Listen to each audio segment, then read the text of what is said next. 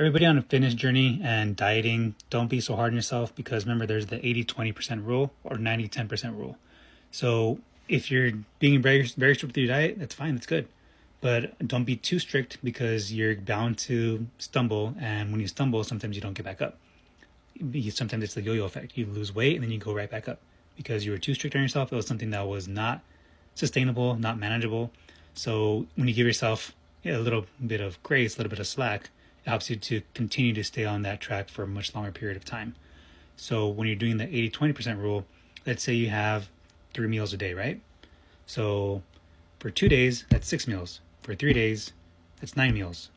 So on the fourth day, if you're doing 90-10%, one out of every 10 meals will be a cheat meal. If you're doing 80-20%, 2 out of every 10 meals will be a cheat meal. So you could do, if you're doing the 80-10, let's just say every fifth meal could be a cheat meal.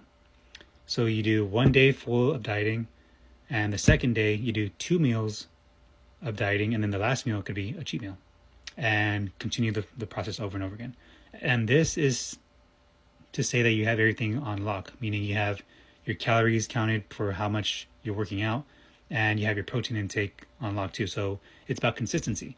If you do mess up, not mess up, but like if you give yourself the grace to have a cheat meal, and I don't even like that word cheat meal, but something outside of your normal eating regimen, then as long as you're consistent, it shouldn't affect you too much and you'll still reach your goal.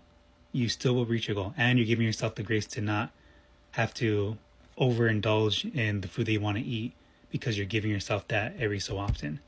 And like I said, you could be a little more strict too. That's fine. You don't have to do the 80-20 strictly either or the 90-10. Just especially if you're going more than that. So say you want to have one cheat meal a week. You're already doing better than the people who do 80-20 or 90-10.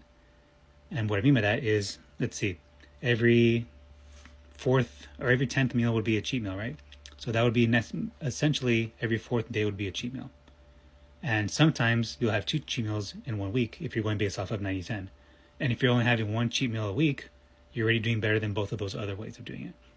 And if you want to get a little more lean or a little quicker, then yeah, go every 2 weeks without cheat meal. But what I'm saying is give yourself some slack. And when you feel that you've done the work for it, like I said, at least 80-10, 90-10, once a week, once every 2 weeks, then give into it. You could eat something that you want to eat to get the monkey off your back, to even start your metabolism, because sometimes it stalls and you need to give it a little more food to kick it back into gear again, and you will reach your goals. So don't be too strict, and 80-20, remember that. That's always an option too. So cheat a little bit more often and you stay on your diet much longer instead of not cheating at all and completely falling off the wagon when you do finally indulge into it.